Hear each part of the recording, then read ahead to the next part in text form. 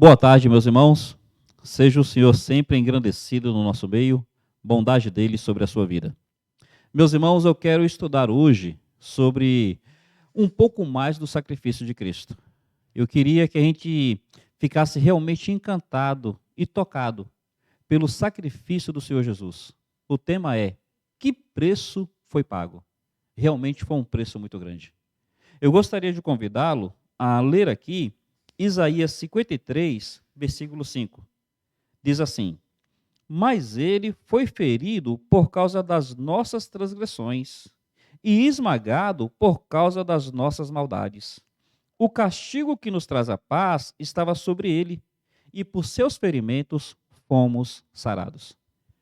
O Isaías 53, escrito cerca de 600, 700 anos antes de Cristo, Isaías 53 descreve com riqueza de detalhes o sacrifício de Jesus, a sua crucificação.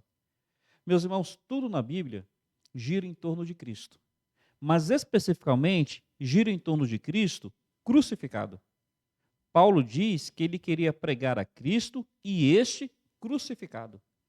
Meus irmãos, saber que Jesus é filho de Deus é necessário, mas só saber que Jesus é filho de Deus não nos salva. Precisamos ir além. Saber que Jesus tem poder, saber que Jesus curou, que Jesus ressuscitou pessoas, que Jesus expulsou demônios, que Jesus acalmou tempestade, tudo isso é maravilhoso. Mas apenas saber isso não nos salva. Não estou diminuindo. Eu estou dizendo que a nossa salvação depende de algo mais. Depende de compreendermos o seu sacrifício. Meus irmãos, pensem bem nisso. Para Jesus libertar demônios, libertar endemoniados, foi apenas uma palavra. Para Jesus acalmar a tempestade, foi apenas uma palavra. Para Jesus ressuscitar mortos, foi apenas uma palavra. Mas para Jesus perdoar os nossos pecados, precisou do seu sacrifício. Precisou da sua morte. Precisou realmente dele derramar o seu sangue. E eu queria pensar um pouco sobre o que foi esse sacrifício. Aqui está dizendo que o castigo que nos traz a paz estava sobre ele, e pelas suas feridas, nós fomos sarados. Começa dizendo assim: ele foi ferido por causa das nossas transgressões e esmagado por causa das nossas iniquidades. Vamos entender um pouco como é que foram esses ferimentos. Como é que ele foi esmagado? A Bíblia fala que na sua última noite, quando ele vai se despedir dos seus discípulos, ele os convida para um momento de oração especial. E naquele momento, ele orou como nunca orou antes. Ele orou tão angustiado que a Bíblia fala que o seu suor começou a transformar em sangue, ou ele começou a transpirar sangue. A Bíblia fala que ele chegou a chamar os discípulos para orarem por ele. E a Bíblia diz que ali ele dizia: Pai, passa de mim este cálice. Não seja feita a minha vontade, mas a tua. Mas, Pai, se possível, passa de mim este cálice. Meus irmãos, foi uma noite de muita angústia. E naquela mesma noite, ele é preso. No que ele é preso, ele é levado até a casa do sumo sacerdote aos empurrões, aos xingamentos, sob injúrias e sob ofensas. Na casa do sumo sacerdote, a Bíblia fala que ele é esbofeteado. Meu irmão, pensa aquela situação onde alguém dá um tapa no rosto do outro. Dá um tapa violento. Bater em alguém é sempre ofensivo. Bater no rosto mais ainda. Um homem vai ao rosto do outro e esbofeteia com toda a sua força. Se fosse qualquer outra pessoa, já seria realmente ofensivo. Mas quem tomou aquela bofetada foi o Filho de Deus. Foi o Filho do Todo-Poderoso. Foi o Criador que se fez criatura. Pense bem nisso. A Bíblia fala que mais que um tapa no rosto, ele sofreu uma cusparada. Um deles cospe no seu rosto. Que ofensa, que afronta, não ao homem comum, mas ao próprio Filho de Deus. A Bíblia fala que naquela noite ele é chicoteado severamente. Meus irmãos, pela lei judaica, ninguém poderia tomar mais do que 40 chicotadas. Jesus, porque eles queriam cumprir a lei, tomou cerca de 39.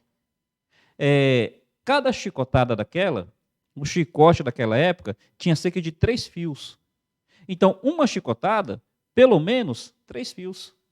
E naquela época, eles pegavam pedaços de ossos, pedras ou pontas de metais e amarravam na ponta do chicote, para que quando a chicotada acertasse, aqueles fragmentos grudassem na carne.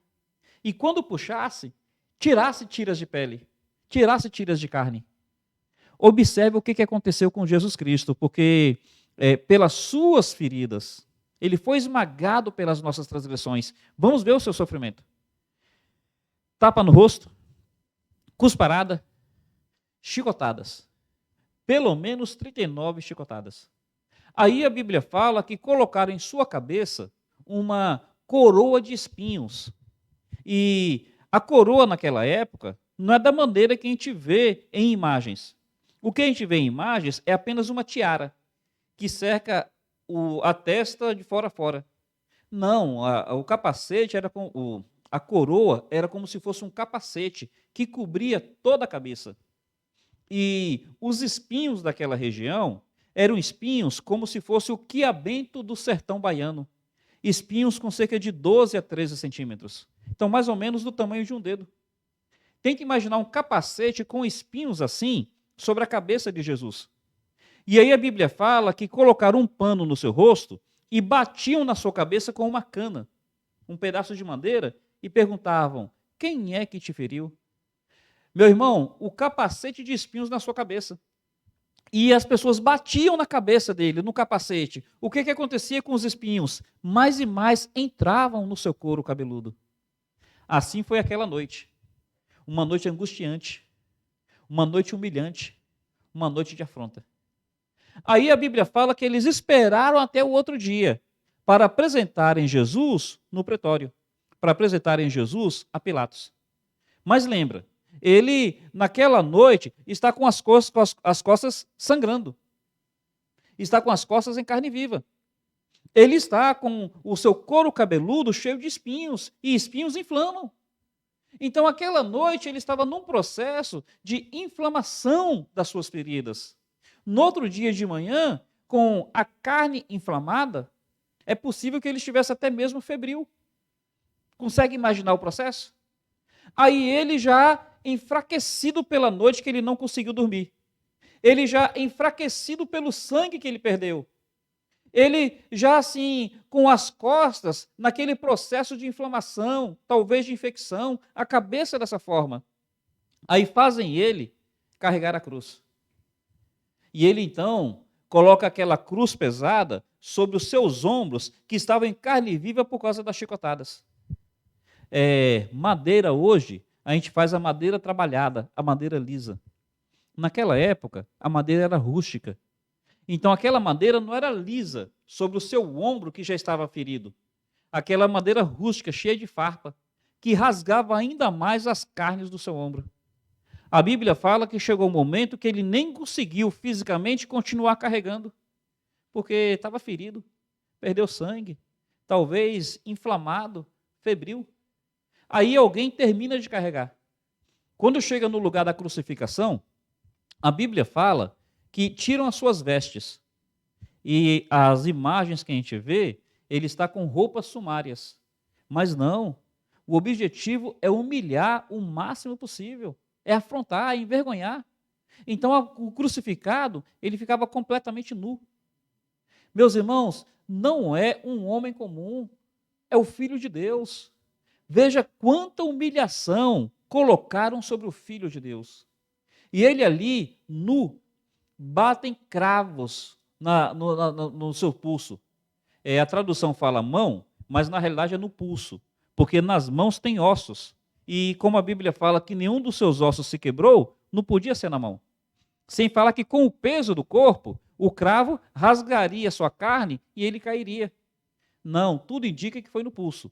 Mas tanto faz se é na mão ou no pulso. O fato é que foi muito doloroso. Então batem os cravos nos seus pulsos e nos seus tornozelos. Tenta imaginar a dor. E aí então o penduram. Seu corpo está ensanguentado. Sangue atrai insetos, atrai moscas. Sangue atrai ave de rapina. Ele está preso, ele não consegue espantar as moscas, espantar a ave de rapina. Tenta considerar a possibilidade de urubus estarem ali bicando o seu rosto. Meus irmãos, não é uma possibilidade inimaginável. É muito, muito provável. E ali ele ficou cerca de 6 horas nu, ao sol. A Bíblia fala que foi das 9 da manhã até as 3 da tarde, o mais calor do dia. Isso tudo aconteceu com Jesus Cristo. E por que isso tudo aconteceu com Jesus Cristo? Porque a Bíblia fala, o castigo que nos traz a paz estava sobre ele, e pelas suas feridas, nós somos sarados. Percebe as feridas de Jesus? Não foi um homem qualquer. Não foi nem mesmo um anjo que se fez carne. Foi o próprio Filho de Deus. As feridas do Filho de Deus. O cuspe recebido pelo Filho de Deus. A bofetada, as chicotadas, a coroa de espinho, a cruz que rasgou seus ombros, os cravos que lhe perfuraram. Meus irmãos, a humilhação daquela cruz. É isso que nos faz sarados. O que a gente precisa entender? Pecado é terrível. Não existe pecadinho. Pecado é terrível. Afronta o Deus Todo-Poderoso. E não existe pecadinho, mas há pecados cada vez mais graves, mais horrendos. Mas, meus irmãos, independente do quão mal e do quão horrendo seja o pecado, o sacrifício de Cristo é maior. Louvado seja o Senhor. Aquela cusparada, aquela bofetada, aquelas chicotadas, tudo aquilo que lhe aconteceu, meus irmãos, aconteceu com o Filho de Deus. E isso quer dizer que o sofrimento dele não foi em vão, foi para perdoar os nossos pecados. Eu me envergonho muito com os pecados que já cometi, com os pecados que cometo. E eu não queria cometer os pecados que infelizmente eu vou cometer. Mas, meu irmão, acima da vergonha dos meus pecados, está a gratidão por saber que Cristo, nas suas feridas, me sarou. Louvado seja Jesus. O que a gente precisa entender sobre o preço que foi pago? Jesus, naquela noite anterior, ele disse assim, Pai, se possível, passa de mim este cálice. O que ele estava falando? Ele estava dizendo, Senhor, se possível, não me deixe receber a cusparada? Se possível, não me deixe receber a bofetada? As chicotadas? A coroa de espinho? Se possível, não me deixe sofrer fisicamente? Ora, é claro que, como homem, Jesus não queria passar por isso. Mas a angústia, o que realmente angustiava o coração de Jesus, é que lá naquela cruz, ele receberia todos os nossos pecados. Todos os nossos pecados. A Bíblia fala, maldito todo aquele que é posto sobre o madeiro. Ali ele receberia a maldição dos nossos pecados. E é isso que o angustiava. Tanto é que na cruz ele vai dizer assim, Deus meu, por que me desamparaste? Meus irmãos, a sua angústia da noite anterior, quando ele disse, Pai, se possível, passa de mim este cálice, não estava apenas voltada à questão do sofrimento físico, era a questão espiritual. Pai, até hoje, sempre tive comunhão, sempre tive amizade, sempre tive intimidade. Nosso relacionamento sempre foi de aceitação. Pai, amanhã eu vou receber o pecado do homem, o pecado que te afronta estará sobre mim. Eu, que até então fui aquele que sempre te obedeci, amanhã eu serei colocado no lugar daquele que sempre te afrontou. Não que Jesus afrontou o Pai, é que ele recebeu o nosso pecado, ele ficou no local de quem é rebelde, de quem afrontou. Pai, eu que sempre estive debaixo da tua bênção, amanhã eu estarei debaixo da tua maldição.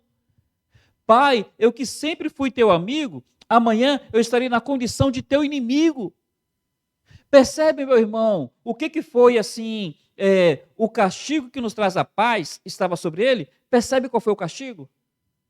O castigo de ser tido como maldito, ferido por Deus e oprimido. Não é assim que o texto fala? Observe, por favor, um pouco antes. Versículo 3, foi desprezado e rejeitado pelos homens, homens de dores, experimentado no sofrimento, e como um de quem os homens esconde o rosto, foi desprezado e não lhe demos importância alguma. Meus irmãos, É isso que aconteceu com Jesus Cristo. Esse foi o preço pago por nós. O que a cruz realmente mostrava? A cruz mostrava o quanto que o nosso pecado é terrível. A cruz mostrava o quanto que a nossa incapacidade dos nossos pecados de ser perdoados é grande. A cruz mostra o quanto que o castigo dos nossos pecados é terrível. Mas, acima de tudo, a cruz mostra o quanto que Deus nos ama. Cristo morreu por nós. Ele foi maldito naquele momento para que nós sejamos benditos por toda a eternidade. Ele foi afligido para que nós possamos ser abençoados por toda a eternidade. Meus irmãos, a Bíblia nos assegura que por causa do sacrifício de Cristo, nós hoje somos salvos, nós hoje somos perdoados. Este é o grande ensinamento das Escrituras, de tal maneira que a última coisa que Jesus falou naquela cruz, a última frase dele foi: está consumado.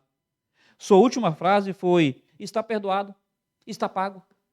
Não existe mais nada que impeça o homem de ser aceito por Deus, porque Cristo pagou completamente pelos nossos pecados. Não existe mais nada que nos impeça de nos achegar ao Senhor, de ser aceito pelo Senhor. Meus irmãos, é verdade. Nós temos algumas disciplinas espirituais que são importantes: ler a Bíblia, orar, participar de uma igreja local, ser ofertante. Mas veja, não é nada disso que nos faz aceito por Deus. O que nos faz aceito por Deus é o sacrifício de Cristo. Louvado seja Jesus. E esse sacrifício, meu irmão, não pode ser minimizado. Esse sacrifício não pode ser banalizado. Veja, a salvação é de graça, é pela graça. Mas olha, é de graça porque nós não pagamos nada. Mas não é de graça no sentido de que para Deus custou tudo, na perspectiva mental humana.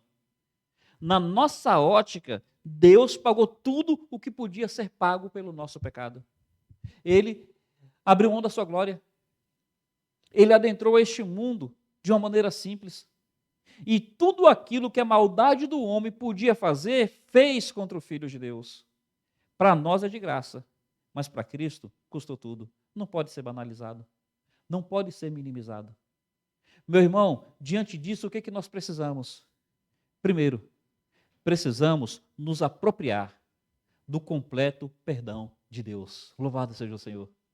Segundo, precisamos mover o nosso coração à gratidão. A gratidão. Nós somos salvos por causa de Jesus Cristo.